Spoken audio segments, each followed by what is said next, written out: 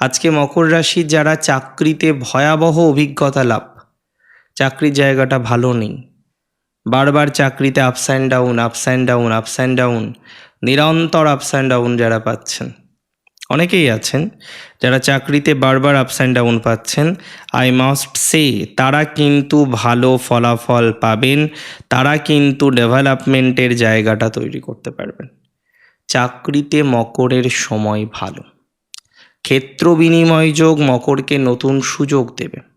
চাকরির ক্ষেত্রে মকর একটা ভালো ভাইবস পাবেন, বিশেষ করে যাদের বসের কারণে বা কলিগসের কারণে বা ফেলো কারোর জন্য দেখা যাচ্ছে আপনি চাকরিস্থলে মন দিয়ে কন্টিনিউ করতে পারছেন না, একাধিকবার প্রবলেম, একাধিকবার সমস্যার মধ্যে পড়তে হচ্ছে, তারা এটা মাথায় রাখুন, ইমপ্রুভমেন্টের জায়গা প্রচুর পরিমাণে রয়েছে।